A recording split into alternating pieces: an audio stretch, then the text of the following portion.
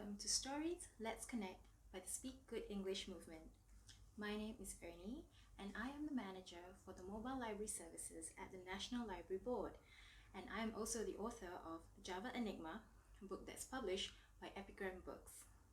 So today I will be reading you a special story. It's a story that I had picked out because of personal experiences. So the book is called The Mad Kyoto Shoe Swapper, right, by Rebecca Otowa. I think those are my shoes, the voice continued. His face white as paper, Jiro squinted over his shoulder at the well-dressed young man standing close behind him. His intelligent face was framed in a turned-up collar of a trendy black leather jacket over an expensive white cashmere turtleneck. He looked like a film director. All this registered instantly in Jiro's razor-sharp perception, despite his paralysis. Then his mind supplied one of the two words that would save him. Swallowing convulsively, he croaked, "Mistake." Yeah. The guy let a casual, friendly hand fall on Jiro's shoulder, and with the other, he pointed down through the gloom at two almost invisible pairs of black shoes. One pair had Jiro's feet in them. Sorry. The other word that would save him fell from Jiro's nerveless lips. He slid his feet out of the shoes and moved aside, struggling to conceal the panic that had flooded him at the young guy's touch. With a smile of acknowledgement, the film director type slid his feet into his shoes, pushed open the ancient wooden door, and strolled out into the sunshine. Jiro took a deep, uneven breath and slipped on the other shoes. Their hateful, stale familiarity made him momentarily lightheaded. But he managed to exit the temple with his face set in its usual impassive mask. He walked quickly along, seething with nausea and frustration. Those shoes had been perfect. Why did the guy have to come out at that exact moment? Today's shoe swap had been a failure, and failure frightened him. As he walked, Jiro had to admit that his shoe swapping habit was becoming unmanageable. From his enjoyment of the drama, he had moved on to the mysterious, subtle transition as the strange shoes became his own. Now, increasingly, it was the strangeness itself that gave him the greatest charge of excitement, and the freshness wore off quickly. As the shoes became more familiar, they also became more repulsive, so that lately he was obliged to swap shoes more and more often.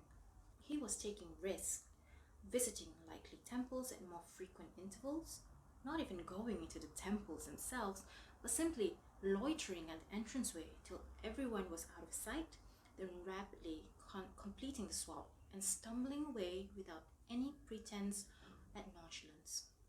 It was too risky. He had to get a hold of himself. When he reached his room, he scuffed off the hated shoes convulsively and tore off his socks for good measure before stepping onto the cool, clean tatami mat with a cry of relief. Early the next morning, after an excruciating sleepless night, Jiro spent a half hour using a kitchen knife to scarify the inside of the hated shoes and make them uncomfortable enough to be wearable. Something inside him watched with incredulous amusement.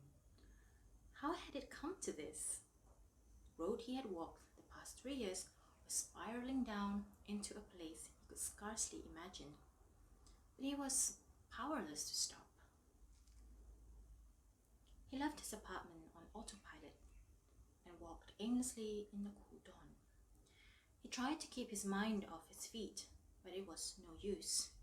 His only desire was to find another pair of shoes to swap. He turned corners and crossed streets completely at random, gradually winding upwards into the hills east of the city.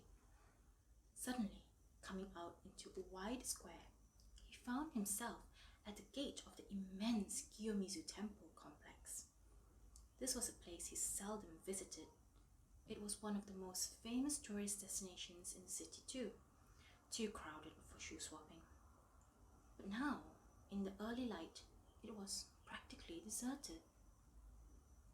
Although the huge wooden gate was shut, a small postern at the side was slightly ajar, and he slipped inside.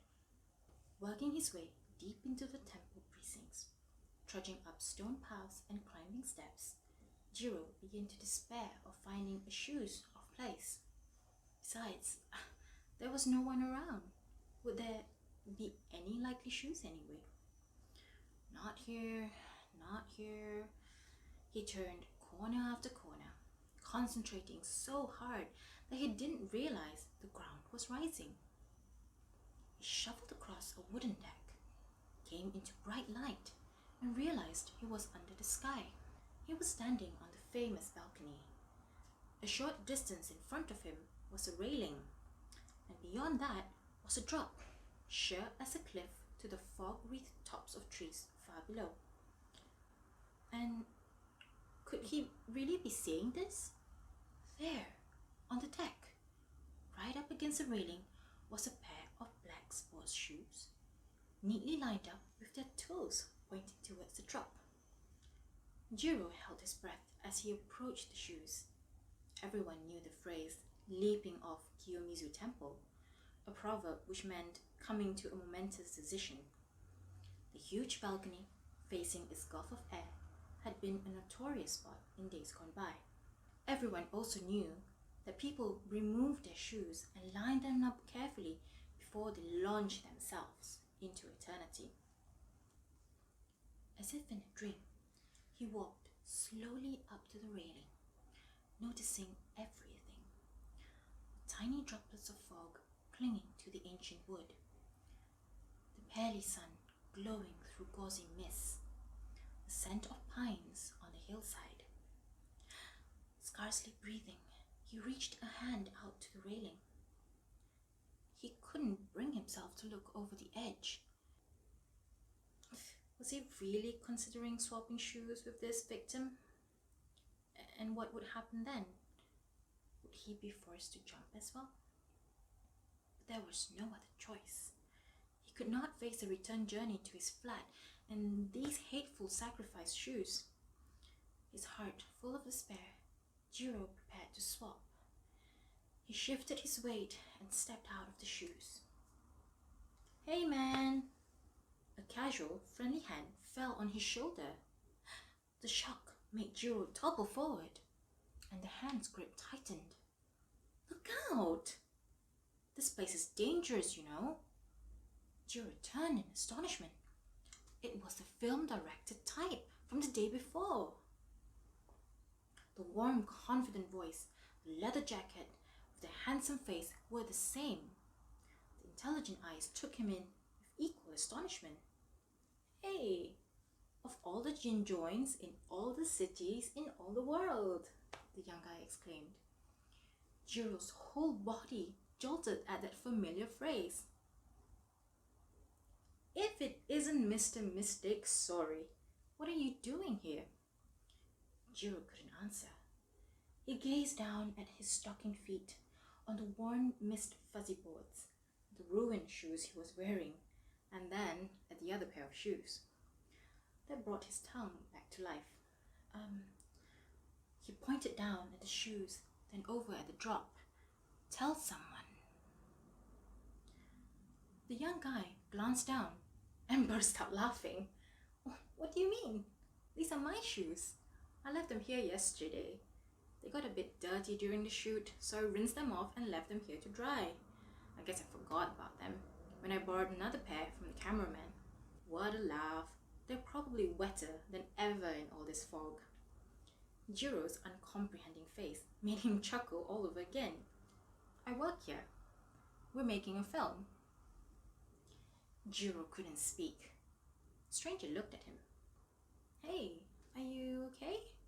Sorry I startled you." "Right, I'm right here. I'm fine." With a huge effort, Jiro formed the word Casablanca. "Huh? Oh yeah, that's my favorite movie. I know it by heart. Here's looking at you, kid. Those old black and whites are a passion of mine. By the way, my name's Yoshiro. Something strange was happening to Jiro. Me too. Casablanca. Me too, he said through the roaring in his ears. Want to go get some coffee? You look kind of cold. Yoshiro looked down. Look at your shoes. They're ruined. Can't wear those. And these ones of mine are still really wet. Stooping to feel the shoes next to the railing. That's okay. Jiro determinedly reached down, pulled off his damp socks, and stuck them in his pocket. For the first time in his life, his bare feet touched an exterior surface. The dewdrops prickled at his soles. He felt an enormous sigh come straight up from his freed feet. On the way, it melted his frozen chest and loosened his throat. I don't need shoes. Well, all right, Yoshiro exclaimed. Let's go. He put an arm around Jiro's shoulder and they walked off together, Jiro's white bare feet winking in the morning sun. And so that's the end of the story. I hope you've enjoyed it as much as I enjoyed reading it. For more English language resources, do remember to check out goodenglish.org.sg. More links are also available down in the description box below. Till then, till next time, bye!